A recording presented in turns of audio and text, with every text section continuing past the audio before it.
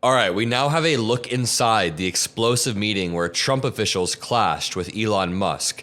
These are the stories we need to be following. We need to keep our foot on Elon Musk's neck, metaphorically, of course, but it says, simmering anger at the billionaire's unchecked power spilled out in a remarkable cabinet room meeting. The president quickly moved to rein in Mr. Musk, who is very aggressive behind the scenes, and I'd like to read this story. But first, this post made me laugh. It says, "You're fired. Wait, you're rehired. Email us a list of things you've done today. Wait, forget it. You're fired again. Come back. Your job was important. You're fired. Or hired. Come back into the office. Wait, the office has no computers. Go home. We are the Department of Government Efficiency." And that perfectly summarizes the shit show that Doge has been thus far. They have hired and fired nuclear stockpile workers, uniquely qualified people working on the measles vaccines, on Ebola vaccines and stuff like that, and they just say they are simple mistakes. Before we jump into the main article, one more excerpt I want to read from a New York Times article just proves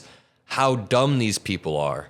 This says, Mr. Duffy, our Secretary of Transportation, said the young staff at Doge was trying to lay off air traffic controllers. "What am I supposed to do?" Mr. Duffy said. "I have multiple plane crashes to deal with now, and your people want me to fire air traffic controllers." Mr. Duffy said there were not any games because he had stopped them from being fired. At another point, Mr. Musk insisted that people hired under diversity, equity, and inclusion programs were working in control towers. You know where Elon Musk got that from?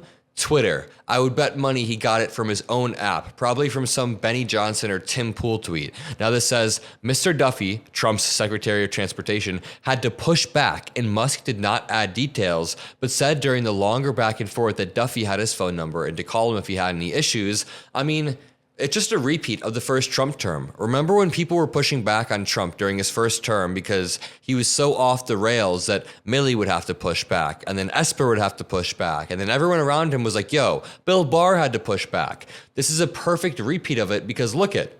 Now we have Duffy, who's supposed to be a loyalist, pushing back on Elon Musk and all of the Republican senators. But this is the part that really got me. It says, the exchange ended with Mr. Trump telling Mr. Duffy that he had to hire people from MIT as air traffic controllers. These air traffic controllers need to be geniuses, he said. We have absolute idiots running our government. Do you remember during Trump's campaign when he would always say, my uncle went to MIT. He was very, very smart and accomplished, one of the highest IQ people out there. Trump only knows like 50 words. Like 50 words, and one of them is MIT. But let's go on to the main story. If you made it this far, drop a like, drop some blue hearts, and make sure you watch until the end. So inside the explosive meeting where Trump officials clashed with Elon Musk, Marco Rubio is incensed. Here he was in the cabinet room of the White House, the Secretary of State seated beside the president and listening to a litany of attacks from the richest man in the world. Seated diagonally opposite, across the elliptical mahogany table, Elon Musk was letting Mr. Rubio have it, accusing him of failing to slash his staff. You have fired, quote, nobody, Mr. Musk told Mr. Rubio, then scornfully added that perhaps the only person he had fired was a staff member from Musk's Doge. Mr. Rubio had been privately furious with Mr. Musk for weeks, ever since the team effectively shuttered an entire agency that was supposedly under Mr. Rubio's control, the United States Agency for International Development. But in the extraordinary cabinet meeting on Thursday in front of President Trump and around 20 others, details of which have not been reported before, Mr. Rubio got his grievances off his chest, and it was a fiery, fiery fight. Elon Musk was not being truthful, Mr. Rubio said. Rubio is calling Musk a liar. What about the more than 1,500 State Department officials who took early retirement and buyouts? Don't those count as layoffs, he asked. Sarcastically, whether Mr. Musk wanted him to rehire all those people just so he could make a show of firing them again. Then he laid out his detailed plans for reorganizing the State Department. I could hear Rubio sarcastically saying that. Mr. Musk was unimpressed. He told Mr. Rubio that he was, quote, good on TV, with the clear subtext being that he was not good for much else. Throughout all this, the president sat back in his chair, arms folded as if he were watching a tennis match. Now, after the argument dragged on for an uncomfortable amount of time, Mr. Trump finally intervened to defend Mr. Rubio as doing a, quote, great job. Mr. Rubio has a lot to deal with, the president said. He is very busy. He's always traveling, he's always on TV, and he has an agency to run, so everyone just needs to work together. The meeting was a potential turning point after the frenetic first weeks of Mr. Trump's second term. And again, senators met with Mr. Musk and told him, you have to go through Congress if you're going to be making these cuts. Cabinet officials almost uniformly like the concept of what Mr. Musk sets out to do, but have been frustrated with the chainsaw approach to upending the government and the lack of consistent coordination. Thursday's meeting, which was abruptly scheduled on Wednesday evening, was a sign that Mr. Trump was mindful of the growing complaints. I mean, Republican representatives have had to skip out of town halls. They've had to leave town halls early because of what Elon Musk is doing. This is what democracy looks like, and people are angry.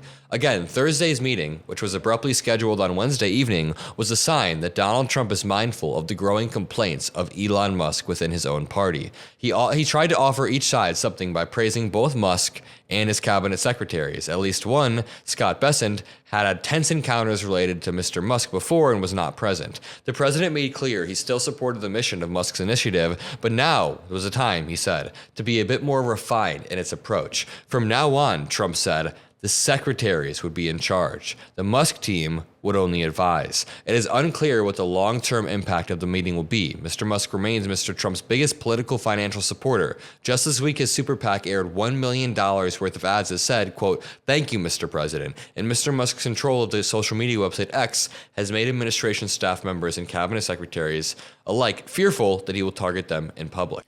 Now this photo reminds me of the good old days. Donald Trump and Elon Musk back when they were in the Oval Office. Good buddies. The good old days. But this continues. If nothing else, the session laid bare the tensions within Mr. Trump's team, and news of the sharp clashes quickly spread through senior ranks of cabinet agencies after it was over. This account is based on interviews with 5 people with knowledge of the events. All right, so what can we take from this? We have said for a while that Elon Musk will very quickly overstep, and it happened quicker than we thought.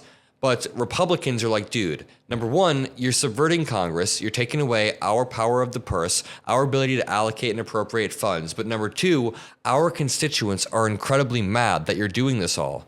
You're also shuttering agencies that you're not supposed to be shuttering. Elon Musk is very rapidly overstepping, and even though he wore a suit and tie to Thursday's meeting, Mr. Trump publicly ribbed about him in his sloppy appearance and said that he had 3 companies with a market cap of tens of billions of dollars, but he was soon clashing with members of the cabinet. Just moments before the blow-up with Mr. Rubio, Mr. Musk and Sean Duffy went back and forth about the state of the Federal Aviation Administration's equipment. And this is what I was just reading earlier. There was not any names, and Mr. Musk and Mr. Duffy were going back and forth. Elon Musk told Secretary Duffy that his assertion was a, quote, lie. Mr. Duffy insisted that his assertion was not. This is referring to Sean Duffy saying that he already had multiple plane crashes to deal with and he already tried to lay people off. Musk was like, give me their names. Tell me their names. Mr. Duffy said there were not any names because he stopped them from being fired. At another point, Mr. Musk insisted that people hired under DEI programs be fired. And then the Secretary of Veterans Affairs, Doug Collins, has been dealing with the most politically sensitive challenges of all the cabinet secretaries. Mr. Musk's cut will affect thousands of veterans, a powerful constituency and a core part of the Trump base. Collins made the point that they should not wield a blunt instrument and cleave off everyone from the VA. Mr. Trump agreed, and then Elon Musk got angry. Musk is very quickly overstepping, and we've known that he's aggressive behind closed doors, but it seems like he's overstaying his welcome. Let me know what you guys think. Make sure you drop a like, subscribe. I love all of you, and I'll see you in the next one. Peace out.